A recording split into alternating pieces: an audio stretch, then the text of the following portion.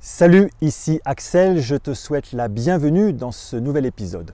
Aujourd'hui, je te propose de poursuivre sur cette notion de bien et de mal que nous avons vu dans un épisode précédent, en regardant plus en profondeur quelles en sont les conséquences et surtout j'aimerais te présenter une technique pour essayer de nous en affranchir.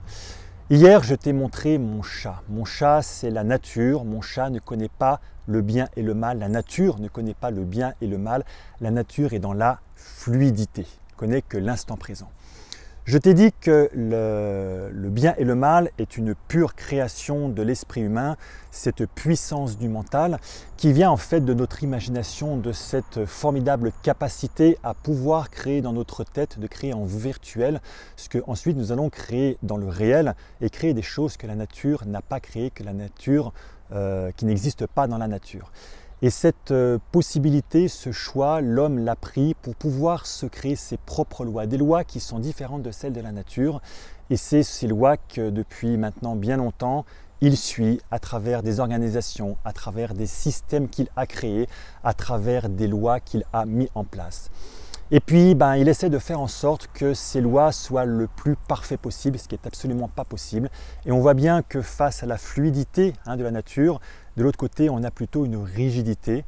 C'est quelque chose qui est extrêmement complexe, que l'esprit humain, d'un point de vue purement intellectuel, a du mal à voir dans sa globalité. Et donc, du coup, on en arrive à simplifier, à synthétiser et en arriver à une notion de bien ou de mal, qui est vraiment une pure conception humaine. Je t'ai donné l'exemple. Quand je vais courir le matin torse nu, pour moi c'est quelque chose qui est extraordinaire parce que je sens le vent, je sens des notions. Un passant va me dire mais ce gars-là il est complètement barjot, il va devenir malade alors qu'en fait il n'y a qu'un seul fait réel.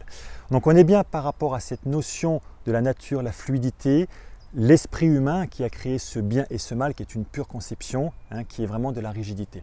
Je te donne un exemple, se lever à 5 heures du matin, pour des personnes qui sont dans leur rythme chronobiologique, ce n'est même pas une question de bien et du mal, c'est qu'elles répondent à leurs besoins, elles sont dans leur propre fluidité, elles sont dans leurs besoins.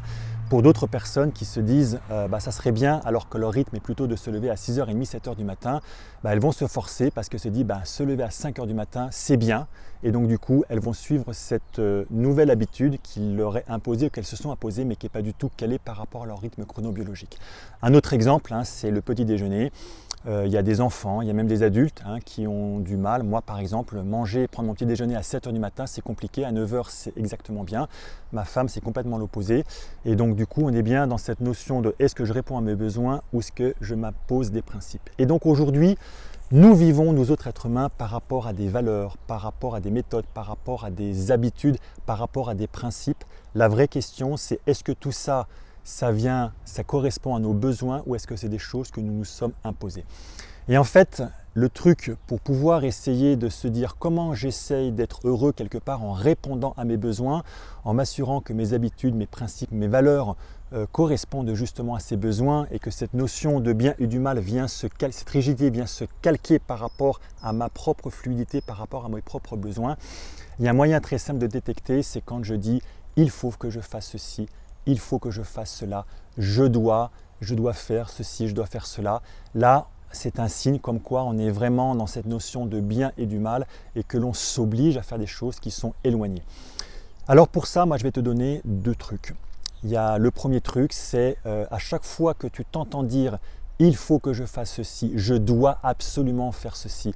Il y a jamais quand il y a des généralités, quand tu t'entends dire, quand tu t'observes dire ces choses-là, tu remplaces le « il faut »,« je dois » par « je choisis de faire quelque chose ».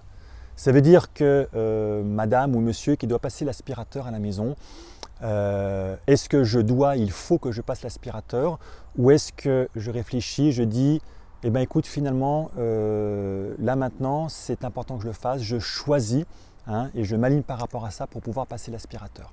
Donc remplacer le « il faut »,« je dois » par « je choisis ». Et puis il y a deuxième truc, c'est un mantra. Un mantra, c'est il n'y a aucune obligation, il n'y a que des opportunités. Ça veut dire que je ne m'oblige pas, il n'y a pas de « il faut »,« je dois », il n'y a que des opportunités, je choisis de faire. Donc voilà, je te laisse avec ces petites idées, ces petits trucs que tu peux appliquer dès aujourd'hui dans ta vie en surveillant les « il faut » et les « je dois ». J'espère que ça t'apporte beaucoup de valeur, que ça t'aide à devenir le leader dont le monde a besoin, que le monde attend. Je compte sur toi et je te dis à bientôt pour un nouvel épisode. Ciao!